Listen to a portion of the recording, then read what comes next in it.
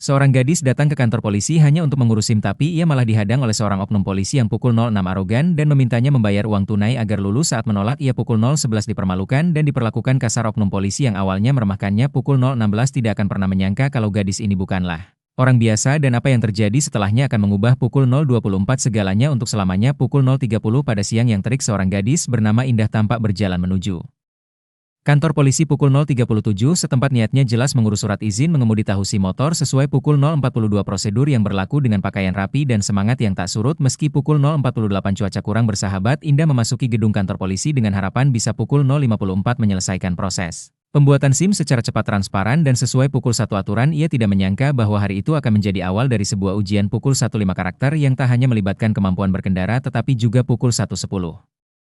Keteguhan hati dan keberanian dalam menghadapi ketidakadilan. Setelah memasuki ruang pelayanan pembuatan SIM pukul 1.18, Indah langsung menghampiri loket pendaftaran. Di dalam ruangan yang cukup ramai itu, ia melihat sejumlah warga pukul 1.25 sedang menunggu giliran sambil membawa berkas-berkas persyaratan. Dengan sabar Indah mengambil pukul 1.32 nomor antrean dan menunggu hingga dipanggil nomor tuh. Terdengar suara pukul 1.38 petugas dari balik kaca loket. Indah bangkit dari kursi plastik dan mendekat ke loket. Ia tersenyum sopan lalu pukul 1.45 berkata, "Selamat siang, saya ingin mengajukan pembuatan SIM motor baru."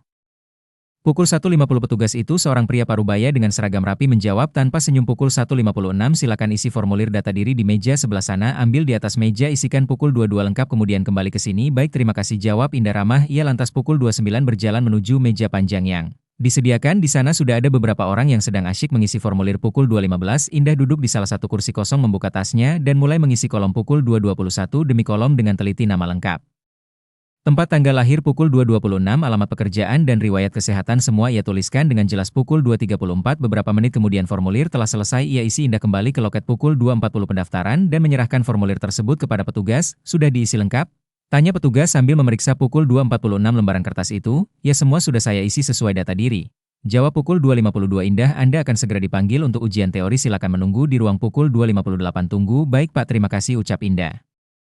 Sopan ia pun kembali ke ruang tunggu. Pukul 3.04 duduk di deretan kursi plastik yang nyaris penuh sinar matahari masih terasa menyengat meski di dalam gedung membuat pukul 3.10 udara terasa lembab. Meski begitu Indah tetap tenang, ia tidak menyangka bahwa pukul 3.15 proses selanjutnya akan menjadi ujian. Sebenarnya bukan hanya tentang aturan lalu lintas tetapi juga tentang pukul 3.22 integritas dan keadilan. Tak lama setelah Indah kembali ke ruang tunggu, suara pukul 3.28 seorang pria terdengar memecah keheningan. Nomor 7, cepat ke sini. Indah menoleh dan melihat pukul 3.35 seorang polisi berpakaian rapi berdiri di dekat pintu masuk ruang ujian teori. Pukul 3.41 postur tubuhnya tinggi besar, wajahnya tidak ramah dan sorot matanya tajam. Pukul 3.47 seperti sedang menilai rendah pada siapapun yang berada di hadapannya. Ya, pukul 3.52 saya, jawab Indah sambil bangkit dari tempat duduknya dan berjalan mendekat. Pukul 3.58 pria itu memandangnya dingin. Namamu Indah? Ya benar, jawabnya sopan tanpa pukul 45 basa-basi. Pria itu langsung berkata, ikut saya, ujian teori akan dimulai pukul 4.11 sekarang. Ia tidak menyebutkan namanya tetapi dari lencana yang tertempel di pukul 4.16 seragamnya tertulis nama Johnny. Mereka sampai di sebuah ruangan kecil yang berisi meja dan kursi plastik. Sebagai pukul 4.23 tempat pelaksanaan ujian teori. Di atas meja sudah tersedia lembar soal dan pensil. Duduk. Pukul 4.30 perintah Johnny ketat. Indah duduk tanpa banyak bicara meski sikap Johnny mulai pukul 4.35 membuatnya tidak nyaman. Kamu punya KTP? Tanyanya sambil mencatat sesuatu. Pukul 4.41 di buku register Indah mengeluarkan KTP dari tasnya dan memberikannya kepada Johnny. Setelah memeriksanya sekilas Johnny pukul 4.49 menyimpan KTP itu di atas meja. Waktumu terbatas jadi jangan buang-buang waktu. Pukul 4.54 kalau kamu gagal ya pulang lagi besok minggu depan, paham? Indah menatap Johnny. Pukul 5 sejenak kemudian menjawab, tenang, saya akan mengerjakannya sebaik mungkin. Pukul 5.06 mendengus pelan, lihat saja nanti. Tanpa kata tambahan lain ia menyerahkan lembar pukul 5.12 soal dan pensil. Indah menerima dengan tenang lalu mulai membaca soal demi soal. Pukul 5.18 dengan fokus meskipun suasana tidak ramah Indah tetap menjaga konsentrasinya. Pukul 5.25 ia tidak sadar bahwa ujian hari itu tidak hanya tentang aturan berkendara tetapi juga tentang keteguhan hati. Pukul 5.32 menghadapi oknum yang abai pada tugasnya. Beberapa menit berlalu dalam suasana. Pukul 5.37 hening, hanya suara pensil yang menggesek kertas dan kipas yang terdengar di ruang. Pukul 5.42 ujian kecil itu Indah mengerjakan soal teori dengan tenang dan penuh. Pukul 5.47 konsentrasi sesekali ia menatap soal yang cukup triki namun tidak satupun soal yang membuatnya goyah. Selesai? Pukul 5.55 tanya Johnny dingin saat melihat Indah meletakkan pensilnya di atas meja. Ya, pukul 6.01 sudah selesai, Jawab Indah sopan. JNY mendekat mengambil lembar jawaban pukul 6.07 beserta soal dari tangan Indah lalu memeriksanya dengan cepat. Matanya menyipit seolah berharap akan menemukan pukul 6.14. Banyak kesalahan namun ekspresinya mulai berubah ketika hasilnya ternyata jauh pukul 6.19 dari perkiraannya. Kamu lulus. Gumamnya pelan lebih kepada dirinya sendiri. Indah pukul 6.26 tersenyum tipis. Terima kasih. Johnny bangkit berdiri. Tanpa membalas senyum pukul 6.31 itu ikut saya ujian praktik sekarang juga. Indah mengambil tasnya dan pukul 6.37 mengikutinya keluar dari ruangan. Mereka berjalan menuju halaman belakang kantor polisi tempat jalur ujian praktik. Telah pukul 6.44 disiapkan di sana beberapa motor ujian sudah terparkir rapi siap digunakan oleh peserta ujian. Kamu pakai motor itu. Pukul 6.51 perintah Johnny menunjuk salah satu motor bebek biru. Indah mengangguk lalu pukul 6.56 membetulkan letak helm yang diberikan. Ia naik ke motor memastikan posisi duduknya nyaman dan menyalakan mesin. Mulai dari pukul 7.4 A ikuti garis putus-putus masuk ke lintasan zigzag kemudian lakukan slalom kon dan akhiri dengan parkir mundur. Instruksi Johnny datar 7.16 Indah mengangguk lagi mengatur napasnya sejenak lalu mulai menjalankan motor. Pukul 7.22 dari pinggir jalur ujian. Johnny memperhatikan dengan tatapan skeptis. Ia berdiri dengan kedua tangan di pinggang. Pukul 7.29 seolah sedang menunggu Indah melakukan kesalahan fatal namun detik demi detik pukul 7.34 berlalu. Dan Indah tetap stabil. Ia melewati garis lurus dengan presisi. Pukul 7.40 membelokkan motor dengan lancar di lintasan zigzag melibas slalom kon tanpa menyentuh satu tiang dan akhirnya pukul 7.47.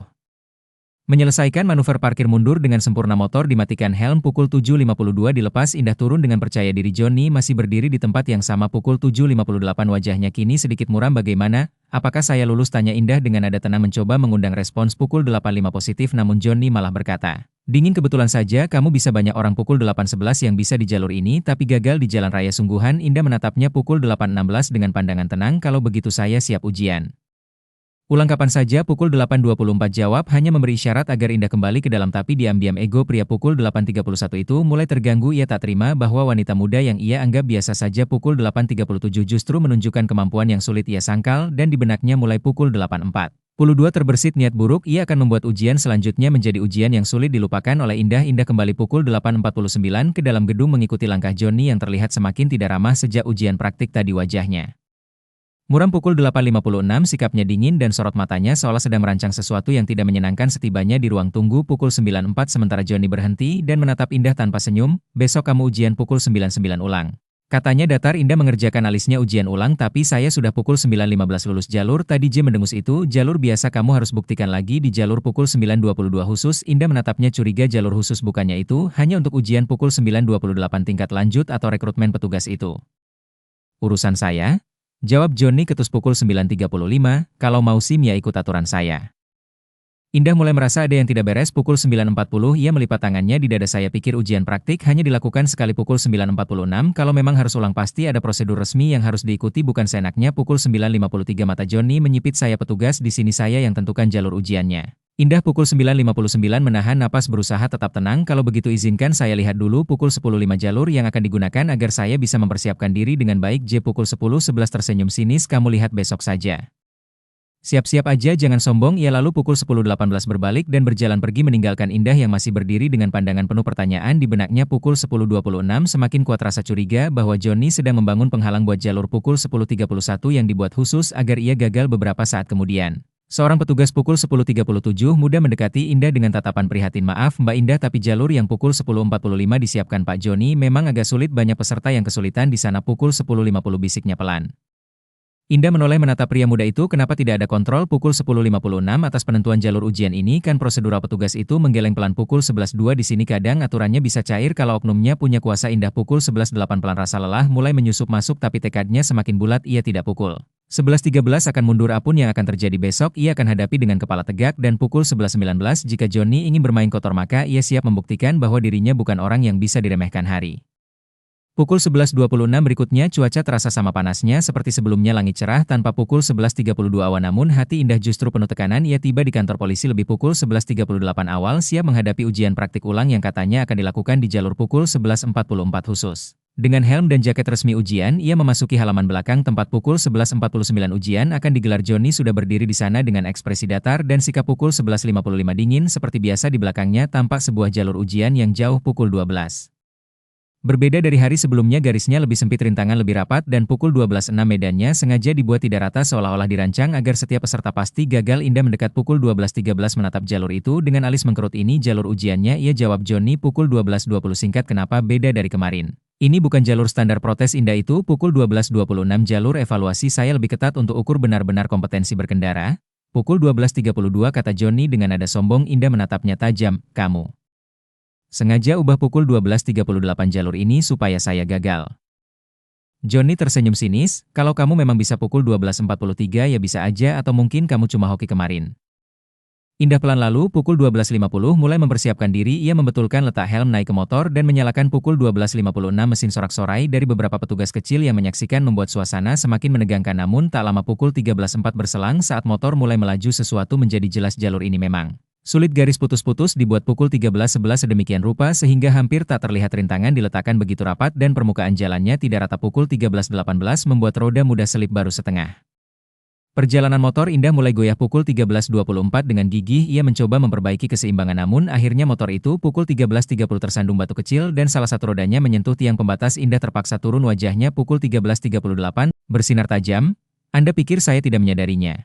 Dan Joni menatapnya tajam pada pukul 14.13 dan berkata keras bahwa jika Anda ingin mendapatkan SIM dengan cepat daripada menghadapi masalah seperti ini, lebih baik langsung memberikan uang. Untuk memastikan semua lancar, Joni bertanya kepada Indah berapa banyak uang administrasi. Dia terkejut ketika Joni menjawab tanpa ragu, dan dia mundur selangkah. Dia menolak biaya administrasi resmi SIM sebesar Rp150.000, yang jelas merupakan pungutan ilegal. Joni berkata, jika Anda tidak mau kembali minggu depan, Anda harus bersiap lagi. Namun, Indah tidak mundur, mendekatinya dengan tatapan dingin dan suara renyah. Mata Joni berkedip heran, tapi Indah sudah mulai menekan. Pukul 15.19 layar ponselnya mengetik nomor penting yang akan mengubah segalanya. Indah menatap layar ponselnya yang mulai pukul 15.26 berdering di seberang sana. Hanya butuh satu panggilan saja untuk mengubah jalannya permainan. Namun sebelum suara pukul 15.33 dari ujung telepon terdengar, Joni sudah mendekat dengan langkah kasar dan tatapan marah. Kamu pikir kamu siapa? Pukul 15.41 mau-maunya lapor sana-sini, desisnya tangan terkepal erat. Indah tidak mundur. Pukul 15.48 ia tetap memegang ponsel di depan wajah Joni seolah memberi isyarat bahwa segalanya bisa berakhir dalam hitungan. Pukul 15.56 detik, jangan main ancam, ujar J keras, lalu dengan gerakan cepat ia melayangkan pukul 16.2 tangan ke arah Indah. Tamparan itu mengenai pipi Indah, rasa panas menjalar. Pukul 16.8 seketika membuat tubuhnya sempat goyah, matanya membelalak kaget dan sakit, bukan pukul 16.13 hanya karena fisik tapi juga karena penghinaan yang dilakukan oleh seorang petugas hukum. Namun belum sempat Indah pukul 16.20 bereaksi, Joni langsung melancarkan serangan berikutnya, sebuah serangan keras ke arah perut Indah. Indah terbatuk pukul 16.28 dan jatuh berlutut sejenak, napasnya tersengal, wajahnya meringis menahan sakit, tapi alih-alih menyerah pandangan pukul 16.36 matanya mulai berubah dari kaget menjadi fokus. Joni tidak berhenti, ia mendekat. Pukul 16.41 lagi melancarkan serangan ke arah dada Indah. Indah tersungkur ke samping. Pukul 16.47 menyandung tiang kecil yang tersisa dari jalur ujian sebelumnya. Tubuhnya sakit. Pukul 16.53 tapi refleks bela dirinya mulai bangkit, ia menepis tangan Joni saat pukul 16.58 akan kembali menyerang, lalu dengan gerakan cepat dan terlatih Indah berhasil bangkit. Pukul 17.05 berdiri, kalau kamu ingin perang aku akan tunjukkan arti perang yang sesungguhnya. Pukul 17.11 katanya pelan, napas masih tersengal. J mengerat-erat lalu menyerang lagi dengan pukul 17.17 tendangan rendah. Indah menghindar lalu balas melancarkan serangan ke arah rusuk. Pukul 17.22 J serangan itu mengenai sasaran dan membuat Joni mundur selangkah. Dengan pukul 17.28 gerakan yang terlatih, Indah mengatur napas dan posisi tubuhnya. Ia ingat semua pukul 17.33 teknik bela diri yang pernah dipelajarinya. Setiap serangan Joni ditangkisnya dengan tenang dan terukur. Pukul 17.40 lagi-lagi Joni mencoba menyerang, tapi kali ini Indah lebih sigap. Ia menangkap. Pukul 17.46 lengan Joni memutar pergelangan tangannya lalu memberikan tekanan pada titik lemahnya. Joni meringis kesakitan. Pukul 17.54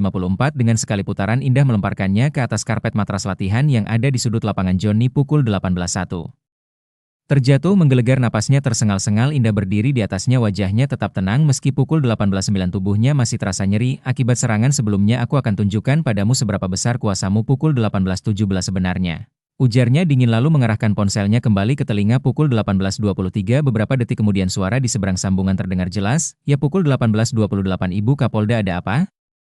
Indah menjawab dengan suara tenang namun tegas, Pak, pukul 18.35 saya bersama anggotamu bernama Joni, dia terbukti bersalah atas dugaan pungutan. Pukul 18.41 liar dalam pembuatan SIM, saya minta bantuan Bapak untuk segera menindaklanjutinya. Di belakangnya pukul 18.47 beberapa petugas lain yang sedari tadi menyaksikan mulai gelagapan mereka Tidak menduga hari ini akan berujung seperti pukul 18.54 ini, Joni sendiri membeku, wajahnya berubah drastis dari sombong menjadi tak pukul 19 percaya. Baik Ibu Kapolda, saya langsung menuju ke lokasi, siap laksanakan. Indah pukul 19.06 menutup panggilan dan menatap Joni lurus-lurus. Kamu pikir kamu berkuasa di pukul 19.11 ini, padahal kamu bahkan tidak tahu siapa yang sedang kamu hadapi. J tergagap pukul 19.17. Kamu kok bisa? Aku memang baru ditugaskan di wilayah ini sebagai Kapolda, jawab pukul 19.24. Indah dingin, dan tahukah kamu langkah pertamaku sebagai pimpinan adalah pukul 19.29 meninjau langsung cara para anggota melayani masyarakat, dan kamu sudah pukul 19.35. Sangat memalukan institusi. Wajah Joni semakin pucat. Keringat dingin mulai pukul 19.40 membasahi dahinya. Ia ingin berkata sesuatu tapi suaranya tersendat-sendat. Beberapa saat kemudian pukul 19.47 suara langkah kaki terdengar mendekat. Seorang pria parubaya dengan seragam lengkap muncul di pintu masuk. Pukul 19.55 halaman. Dia adalah Kapolres Budi. Mata Kapolres langsung tertuju pada pukul 20. Joni, kamu tidak tahu dengan siapa kamu berhadapan? Joni, tanyanya tegas. Joni pukul 26 mencoba menjawab, saya tidak tahu Pak Kapolres. Budi menoleh ke Indah. Lalu pukul 20.14. Membungkukkan badan sopan, mohon maaf atas kelakuan anggota saya Ibu Kapolda. Pukul 20.20 ini benar-benar di luar dugaan. Indah mengangguk ringan. Mulai sekarang awasi pukul 20.25 setiap anak buahmu Pak, jangan sampai kejadian seperti ini terulang lagi. Pukul 20.31 dengan suara gemetar Joni masih berdiri di tempatnya, tak mampu berkata apa-apa. Pukul 20.37 di sekelilingnya suasana sunyi. Para petugas lain hanya bisa menatap rekan mereka yang biasanya arogan kini berdiri. Pukul 20.44 lesu tak berdaya. Langkah selanjutnya telah dimulai.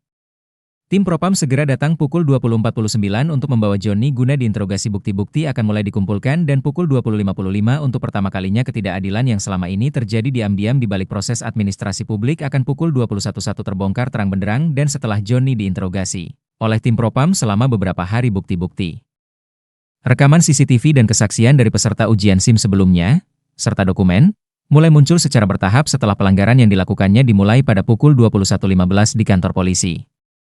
Pukul 21.20 keuangan palsu yang ia buat semuanya menjadi senjata kuat yang tidak bisa dibantah lagi. Sidang kode etik pun pukul 21.28 digelar keesokan harinya di Aula Besar Markas Polres setempat. Ruangan penuh sesak dengan anggota polisi dari pukul 21.34. Berbagai satuan para petinggi kepolisian dan sejumlah wartawan yang hadir untuk pukul 21.39 meliput kasus langka ini. Seorang oknum polisi yang terbukti melakukan pungutan pukul 21.44 liar secara sistematis dan bahkan berani bertindak kekerasan terhadap atasan. Pukul 21.50. Langsungnya sendiri di tengah ruangan Joni duduk dengan wajah tertunduk lesu. Pukul 21.55 seragam lengkapnya masih terpasang tapi 4 balok di pundaknya sudah dicopot. Pukul 20.21 ia tampak gelisah, jasmani dan rohaninya rapuh akibat tekanan batin yang tak. Pukul 20.27 henti-hentinya menggerogoti dari panggung utama majelis. Pukul 22.12 sidang yang dipimpin oleh seorang jenderal polisi membuka acara dengan pembacaan agenda sidang. Hadirin sekalian, pukul 22.20 kata ketua majelis, hari ini kita menggelar sidang kode etik profesi untuk menilai pelanggaran yang dilakukan oleh pukul 22.27 saudara Joni atas tuduhan pungutan liar dalam proses pembuatan SIM, penyalahgunaan wewenang, serta tindakan. Pukul 22.34 kekerasan fisik terhadap pimpinan. Langsungnya sebuah desas-desus rendah terdengar menyelinap di antara hadirin. Pukul 22.41 banyak dari mereka yang tidak percaya bahwa seorang Kapolda baru saja menjadi. Pukul 22.46 korban dari anggota biasa. Ketua majelis kemudian melanjutkan, untuk itu kami akan pukul 22.53 mendengarkan keterangan dari saksi-saksi, termasuk korban langsung dari pelanggaran tersebut. Silakan Ibu Kapolda. Pukul 23 Indah maju ke depan. Indah yang sejak awal hadir sebagai saksi kunci bangkit dari kursi barisan pukul 23.06 depan dan berjalan menuju podium dengan langkah mantap. Walaupun pipi kirinya pukul 23.12 masih memar bekas tamparan Joni, ia tetap menjaga ekspresi tenang dan percaya diri. Ia menatap Joni yang masih pukul 23.19 tertunduk lalu berkata dengan suara jelas, izinkan saya menyampaikan fakta. Pukul 23.25 secara singkat, Pak, saya datang ke kantor polisi tersebut untuk mengurusi motor. Pukul 23.30 sesuai prosedur resmi, namun saya dihadapkan pada sikap arogansi dari pukul 23.35 saudara Joni. Sejak awal ia memperlakukan saya dengan tidak profesional, memberikan perlakuan pukul 23.42 diskriminatif saat ujian praktik, bahkan mencoba memanipulasi jalur agar saya. Pukul 23.47 gagal. Ia berhenti sejenak lalu melanjutkan, ketika saya protes ia tidak. Pukul 23.52 hanya bersikap kasar tetapi juga menuntut pembayaran uang administrasi ilegal sebesar. Pukul 23.58 700.000 saat saya tolak dan ancam laporkan, ia malah melayangkan serangan 24.03 tepat ke wajah saya, dan ketika saya mencoba menegakkan hukum ia justru 24.08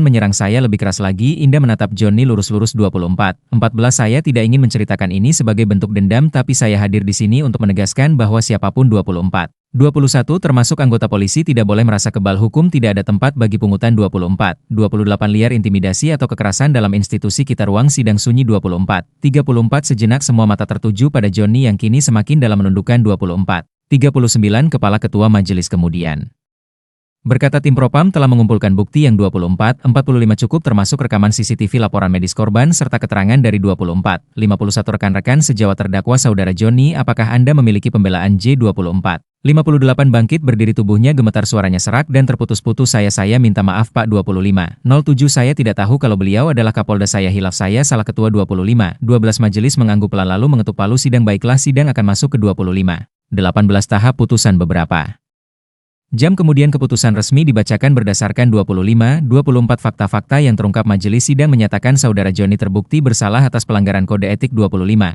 30 profesi hukuman yang dijatuhkan adalah pemecatan dengan tidak hormat dari kedinasan. 25, 37 palu sidang mengetuk meja menutup sebuah babak kelam dalam dunia. 25, 42 kepolisian. J menyembunyikan air matanya, ia berdiri lalu mundur perlahan. 25, 50 dari panggung sidang meninggalkan seragam jabatan dan masa depannya. 25, 56 sebagai anggota kepolisian. Sementara itu, Indah tetap berdiri tegak, ia tahu ini baru permulaan. 26, 04 masih banyak pekerjaan rumah yang harus diselesaikannya sebagai Kapolda, tapi hari ini, ia telah berhasil membuktikan. 26, 12 bahwa integritas dan keberanian bisa mengubah arah institusi ke arah yang lebih baik setelah sidang kode etik. 26, 18 resmi menetapkan hukuman pemecatan terhadap Joni. Langkah-langkah selanjutnya segera diambil oleh 26, 24 institusi kepolisian meski secara administratif hukuman tersebut sudah cukup berat. Pihak Propam menyatakan 26, 31 bahwa kasus ini tidak hanya berhenti pada pelanggaran kode etik profesi tetapi juga masuk dalam ranah pidana. 26, 37 umum karena adanya tindakan pungutan liar, penyalahgunaan wewenang dan tindak. 26, 43 kekerasan fisik terhadap atasan langsung beberapa hari setelah putusan sidang. Tim 26, 49 penyidik dari divisi profesi dan pengamanan melakukan pemeriksaan lanjutan terhadap Joni di ruang. 26, 55 interogasi markas Polres setempat. Di sana ia duduk sendirian di sebuah ruangan sempit dengan lampu gantung yang. 27, 01 menyala terang, wajahnya murung, tubuhnya lemas dan matanya sembab akibat kurang. 27, 07 tidur serta tekanan batin yang tak kunjung reda di seberang meja. 27, 13 penyidik senior duduk dengan dokumen lengkap di hadapan mereka, berkas laporan. 27, 19 bukti rekaman CCTV, kesaksian korban dan saksi serta dokumen keuangan palsu yang. 27, 24 dibuat Joni selama bertahun-tahun. Penyidik utama AKBP Suryadi membuka 27, 30 percakapan dengan suara datar namun tegas. Saudara Joni, apakah Anda mengerti? 27, 35 semua tuduhan yang diajukan kepada Anda. Joni menunduk suaranya. 27, 41 para saya mengerti. AKBP Suryadi melanjutkan, dan apakah Anda mengakui perbuatan Anda? 27, 49 atas pungutan liar dalam proses pembuatan SIM, penyalahgunaan jabatan serta penganiayaan terhadap Ibu Kapolda. 27, 57 Indah. Joni diam sejenak, tenggorokannya seperti tersumbat, ia ingin membela diri. 28, 03 tapi ia tahu tidak ada jalan keluar lagi. Saya akui semua itu, jawabnya lirih. Kompol Rina Putri, penyidik kedua, bersuara. 28, 16, menanyakan berapa banyak uang yang diterima saudara dari peserta ujian SIM secara ilegal. Joni menarik napas. 28, 23 panjang sekitar 300.000 sampai 700.000. 28, 29 per orang itu tergantung permintaan saya saat itu. Kompol Rina mencatat sesuatu di 28, 36 buku catatannya, artinya selama beberapa tahun terakhir saudara telah membangun praktik. 28, 42 ilegal yang sistematis. Joni mengangguk pelan, saya lakukan sejak 3 tahun. 28, 49 lalu awalnya cuma bantu-bantu orang biar cepat lulus ujian tapi lama-lama jadi. 28, 56 kebiasaan AKBP Suryadi menatapnya dingin, dan kamu anggap itu normal seorang. 29, 03 polisi malah menjadi mafia SIM. Joni tidak menjawab, ia hanya menundukkan. 29, 08 kepala lebih dalam kemudian pintu ruang interogasi terbuka, masuklah Kapolres. 29, 14 Budi yang datang khusus untuk mendampingi proses penuntasan kasus ini. Ia duduk di ujung meja lalu menatap 29, 21 Joni dengan tatapan campuran antara kecewa dan marah. Kamu tahu J, kamu adalah 29, 27 contoh buruk bagaimana oknum bisa merusak citra institusi kita, kata Kapolres Budi tegas. Joni menggeleng. 29, 34 gelembung. Saya benar-benar menyesal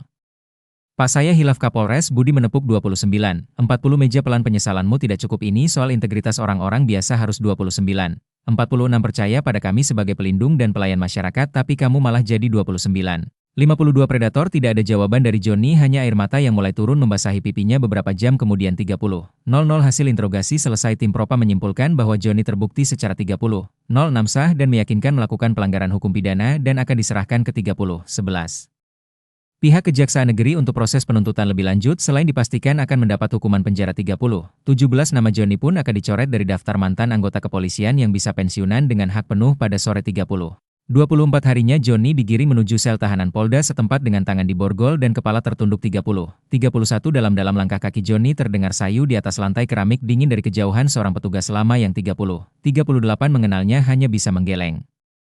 Pelan, dulu kamu dikenal sebagai polisi 44 teladan.